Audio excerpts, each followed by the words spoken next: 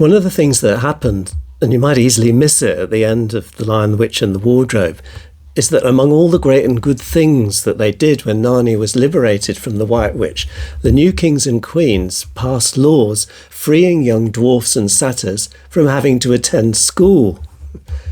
You see, Lewis had rather bad experiences of school, and it seeps through into the stories. When he was 9, his father sent him away from his home in Belfast to a boarding school in Hertfordshire by the name of Wynyard. He spent 2 terrible years there, which was so bad he called it Belsen, after the concentration camp, under the reign of terror of a brutal head teacher, Robert Capron. Lewis called these years wasted and miserable in his autobiography, Surprised by Joy. And a large part of that book is devoted to Lewis's bad experiences of various schools. And that Capron left his mark on Lewis is clear because years later, and only a few months before he died, he wrote to an American correspondent, "Do you know, only a few weeks ago I realised suddenly that I at last had forgiven the cruel schoolmaster who so darkened my childhood. I've been trying to do it for years, and like you, each time I thought I'd done it, I found after a week or so it all had to be attempted again. But this time I feel sure it was the real thing." He wasn't making it up either, because after he left, Capron was certified insane. He died in an asylum. And when he was on a walking tour in his 20s, Lewis relished the idea of passing Wynyard once again. He said, "I love to exult in my happiness at being forever safe from at least one of the major ills of life, that of being a boy at school." Well, after that, for one stopgap term, he went to Campbell College a mile down the road in Belfast, a school characterised by a complete lack of privacy. It was, he said, very like living permanently in a large railway station. He was not there for long. His father took a dislike to the place. And then, aged 12, he was sent to a prep school in Malvern, in the heart of England. In Surprised by Joy, he tells how it was here that he lost his childhood faith. But this time it wasn't all bad. Here indeed my education really began, he says. But from there he went on to Malvern College, and he lays it on thick. It was a perpetual rush at high pressure. The prefects were spiteful. There was so little leisure time. He was bullied.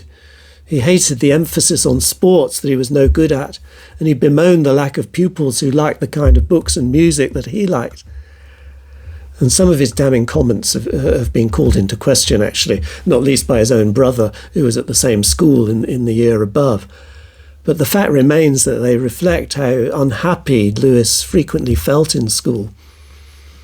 Only the teacher he affectionately called Smoogie had a lasting influence on his education. So when he writes in one letter, "I was at 4 schools and learnt nothing at 3 of them," I guess this was the better one. And this dislike of school is obvious in the Narnia stories. Edmund is the quintessence of the school bully, cruelly teasing Lucy in The Lion, the Witch and the Wardrobe. It was at that horrid school which was where he'd begun to go wrong, Lucy says. "And I wonder what they do teach them at these schools," complains the professor. And in The Silver Chair, it begins in tears with Jill being bullied at school. And Lewis tells us, this is not a school story, so I'll say as little as possible about Jill's school, which is not a pleasant subject. And there's a bracketed comment which soon gives the general picture. "Owing to the curious methods of teaching at Experiment House, one didn't learn much French or maths or Latin or things of that sort, but one did learn a lot about getting away quickly and quietly when they were looking for one." In chapter 3, we learn that people at Experiment House hadn't heard of Adam and Eve, which can't be a good thing.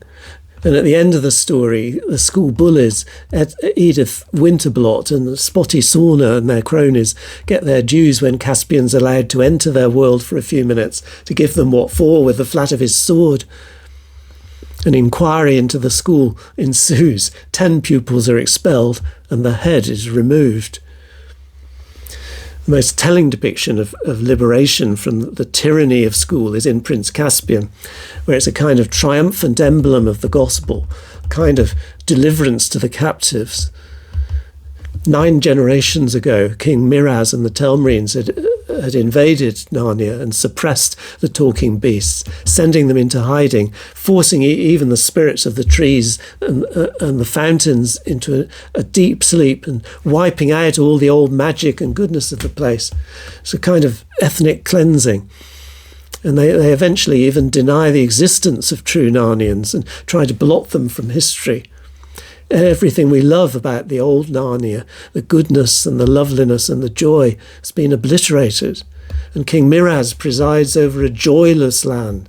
Whenever we see him in Prince Caspian, he's an angry man.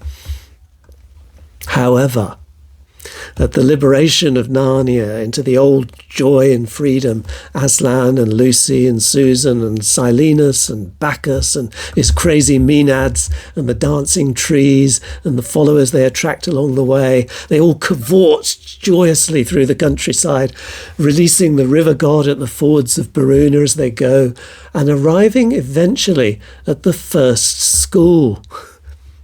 Now here, Miss Prizzle, and I'm sure there are shades of Miss Prism, the straight-laced history tutor in The Importance of Being Earnest.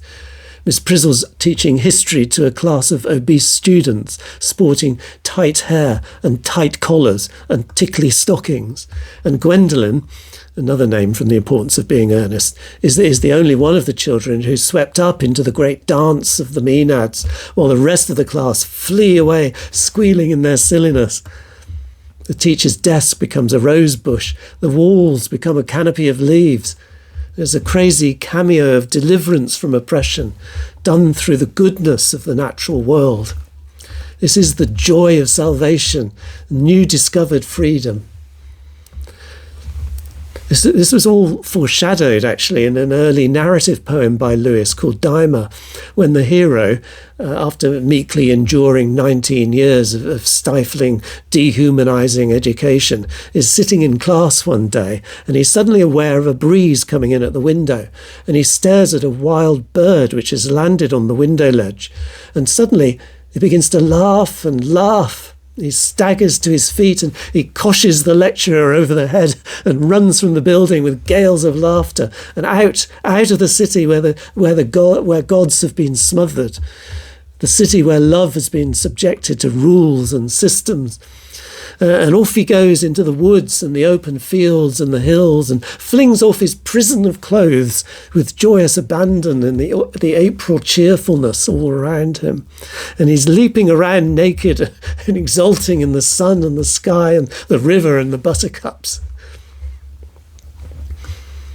Back in Prince Caspian, up the river in Beaver's Dam, a man beating a boy with a stick is turned into a tree.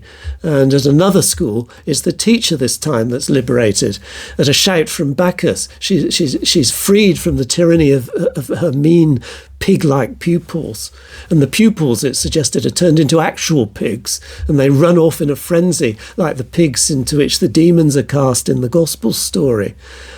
But the teacher's invited to join the dance. It says Aslan stopped right under the window and looked up at her. He doesn't have to say a thing. There's an evangelistic thread in these pages of Prince Caspian, where as the revellers pass through the towns and villages and farms of Narnia, many flee, but a few join them. And these scenes are alive with the joy of the good news, the theme of joining up, like the redeemed joining the company of believers, is really quite emphatic. There's no pressure, and Gwendolen, the schoolgirl, responds with deep gratitude. "Oh, may I?" she says. "Thank you, thank you." The boy, beaten with a stick, joins them with bursts of laughter, and the schoolmistress feels a sudden stab of joy and jumps down from her window to accompany them, and an aged and ill woman jumps off her sickbed to ride on Aslan's back. When they left, it says, they were a larger and a merrier company. They were all so alive.